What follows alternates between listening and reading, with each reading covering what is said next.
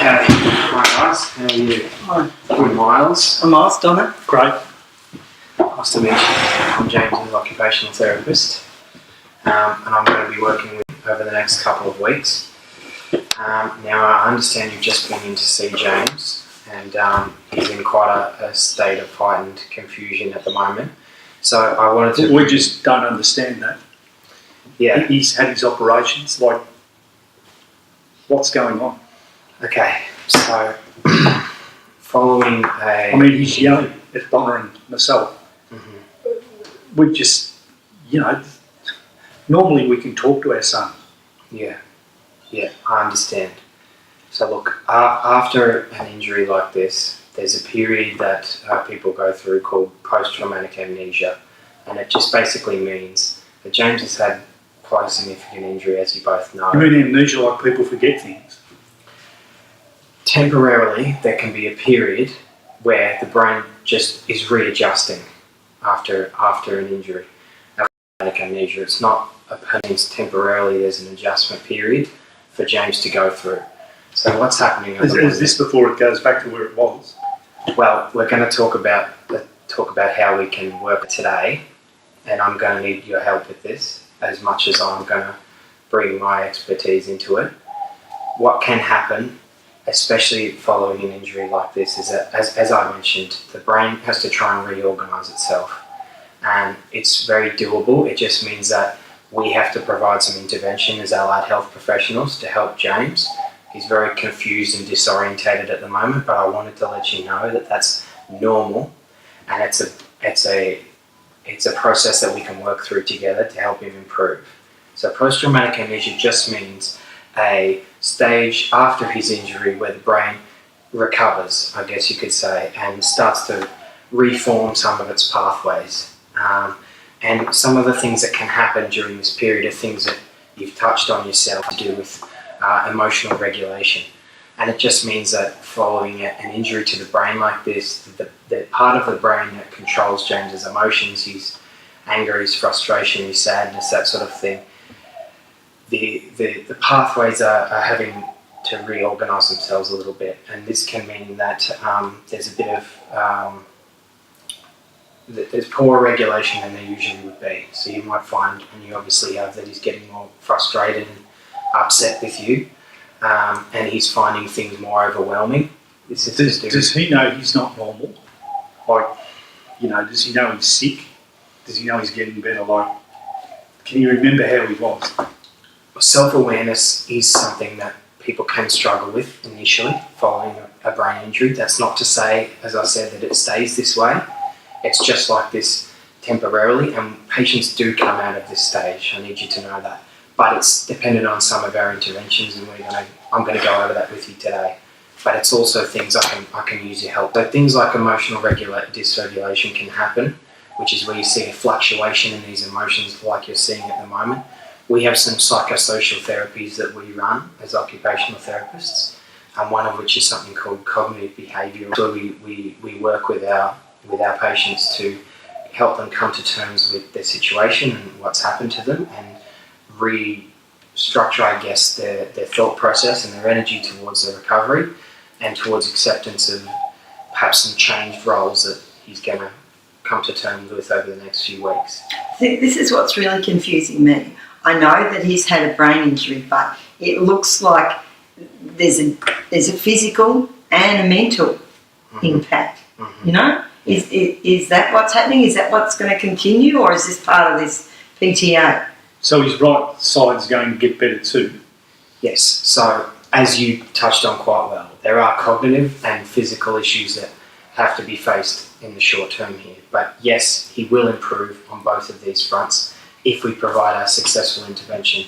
I've mentioned to you some psychosocial therapy we'll go through with James. For his physical rehabilitation, we'll be working in conjunction with physios and other allied health professionals to help him regain the right side. This is something we do see a lot, and we are very well prepared to deal with and work with on. At this stage, given his probably lower level of function at the moment, we've got several different interventions that we can go over. A lot of them involve task-specific training, which is about retraining the limb that has undergone some damage to retrain those muscle movements, reaching and grasping. So his arms are right, things. it's all just in his brain, is it? We're reorganising the pathways in his brain. Yeah, but his arm isn't injured from the fighting.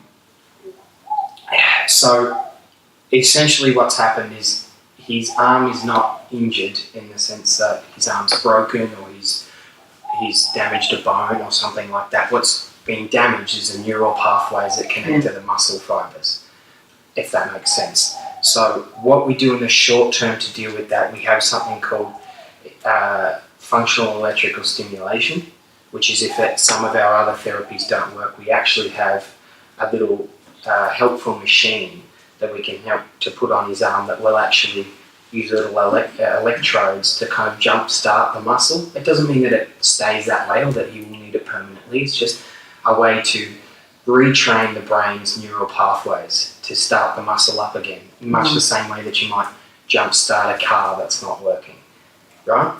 So that's one of the things we can do. And then we have our task training, which we work with the physios with, which is a lot of different task-specific training where we focus on different areas of James's arm in a sort of structured format to help retrain that movement.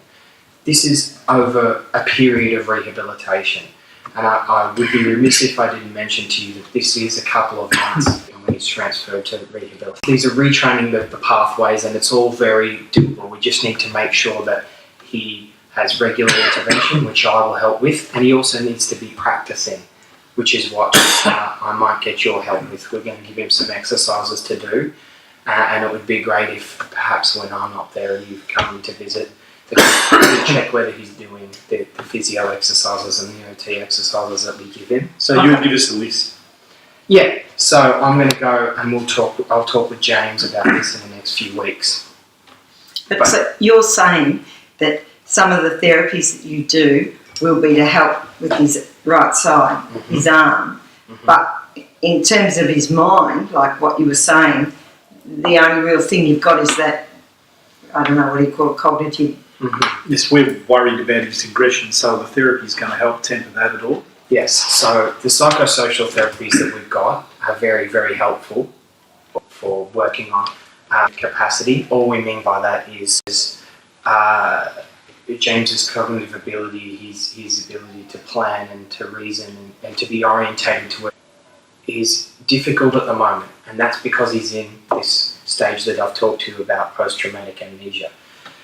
I need you to know this is a common thing, but it is not a lasting thing, and he will move out of this, but it's essential during this period that we try not to produce a sensory overload for James. I'll explain what I mean by that. Miles, is he aggressive to everybody, or just people that he knows? Is he aggressive to you, or is it just us because he knows us? He can be, yes. Okay. And this is, as I said, it's a pretty normal reaction. And often, sometimes, the emotional regulation that we're seeing is a response to an overstimulation in his brain from sensory information. What I mean when I say sensory is a mixture of visual, it's a mixture of vision. What can sometimes happen, particularly in a hospital environment, James is a bit confused. He might not be sure why he's here. He might not have great memory of his accident, and he might be having people coming in all the time and speaking to him. He's finding that more difficult. That's because the regulators in our brain, in the frontal lobe, have been impacted by his injury, just temporarily, and this means that this can create a bit of a sensory overload. There's too much information in his environment. His ability to filter it and process it is not working properly at the moment, and that's potentially leading to the emotions that you're seeing at the moment. What we try to do with that, we have our therapies around CBT, but we also have, and we ask for the family's help with this, simple ways to structure James's time while he's here on the ward, and that can be things like perhaps you bringing in something from the home, maybe some photos that James has, pictures of yourselves, anything that he can associate with home. So things he liked when he was younger and living with us? Yeah, and just anything maybe from his girlfriend's house as well to bring in that help him feel a little bit more at home on the ward and help reorientate him to where he is. But how will I know if he's getting that sort of sensory, like he's my son, I want to talk to him, how will I know if it's too much? Like if you're bringing in things from home, he's getting angry again. Yeah, just, is that what I'll see? Will I see him Should getting we angry? stop if he's getting angry and we've shown him these things? And I think it's best to potentially not bring in a whole heap of things at once. I don't think that would be best, just maybe one or two things for the first week here. But definitely structuring his visitation times, making sure there aren't a lot of people in there at once, and I'll help with this as well. I'm speaking to the allied health staff about this. And we're very mindful of traumatic amnesia. We don't want to overwhelm your son because he's having enough trouble orientating himself at the moment. We don't want to make that more difficult. And as I said, with him to help him and interventions that we have to help reorientate him to where he is. It is a bit of a gradual process, and I understand it's going to be potentially a few weeks here. But I think with our interventions and with your help, we can manage this process for him as much as possible because he is a lot more out of control of what's happening around him than perhaps we are. And controlling his sensory input, the information he's receiving, and making sure that he is able to come to terms with where he is in a very structured and safe environment is really, really important for his recovery, cognitively, as you mentioned, and physically. So are you, what do you see is, so you're going to do this therapy and obviously we'll have, you're going to give us some guidelines, I assume, that we will be able to follow. What's going to be the sort of long term? Like, how long is this going to last? yeah, so what you're doing will make him less confused, and like to tell the police who attacked him, will he start going back, to being the person we remember? I think the information he's receiving and making sure that he is able to come to terms with where he is in a very structured and safe environment is really, really important for his recovery, cognitively, as you mentioned, and physically. So are you, what do you see is, so you're going to do this therapy and obviously we'll have, you're going to give us some guidelines, I assume, that we will be able to follow. What's going to be the sort of long term? Like, how long is this going to last? Yeah, so what you're doing will make him less confused, and like to tell the police who attacked him, will he start going back, to being the person we remember? I think what we find comes back very quickly is procedural memory, so memory specific to tasks and older sort of memories. But so like if we gave him his wallet, would he know that was his and maybe look in it? Or that's potentially something that we could do. One of those things we could bring in. That's one of the things you could bring in, yes. I really think anything, as I said, that sensory is familiar, even a familiar smell from home or a sight into the future. But I can tell you that the cognitive assessments that we're running and the physical assessments around task training and things that I mentioned to you are evidence-based. They've got a strong level of evidence behind them, and we do these interventions regularly. Like, these things have got a good chance of working? Yes, That's it does. Yeah. Yes.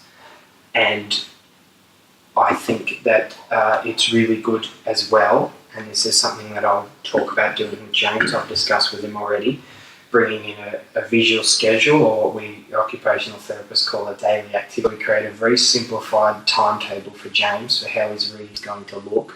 And I think structured in visitation times, he knows when I'm coming, he knows when you're coming, he knows when he has his physio, he knows the activities he's going to be doing. So you've gone over these therapies, like the one, for his mental things with cognitive behaviour stuff. You've got to lessen the confusion. Yeah, Mm-hmm. and then the stuff where you're training his arm and the electrical stimulation stuff. So how are we going to know when he's come out of this PTA?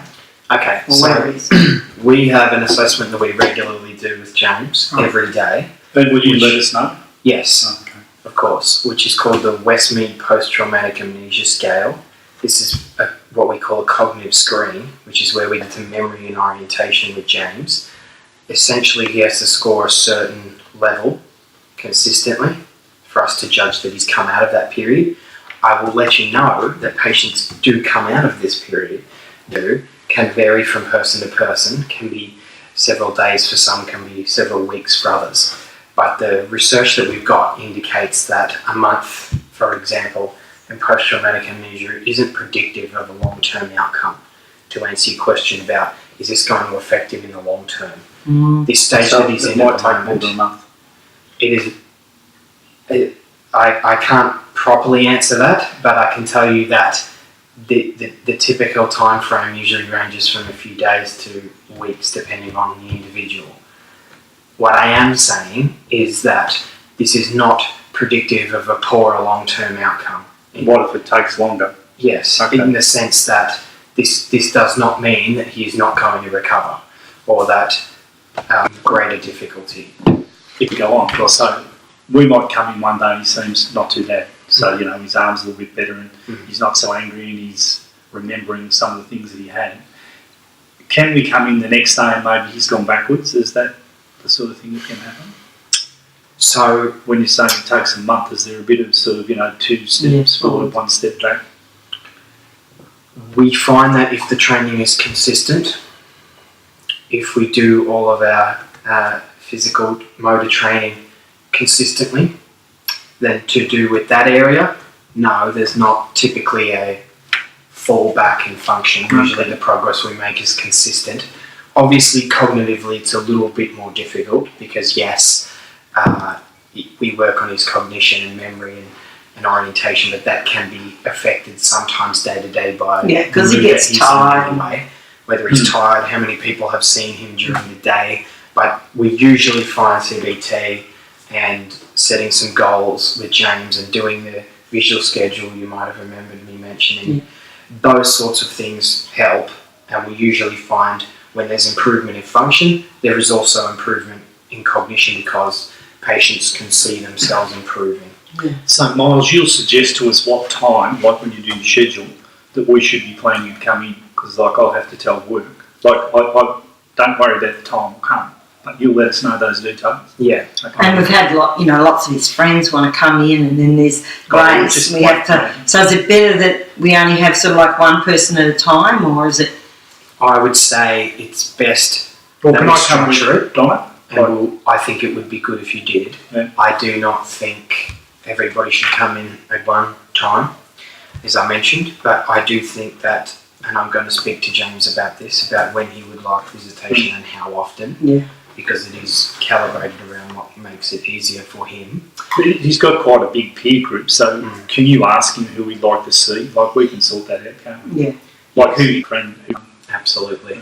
And I would ask, if I may ask you, when you do come in to see him, if I'm not there on a particular day, I'll have given him some strengthening exercises. Okay.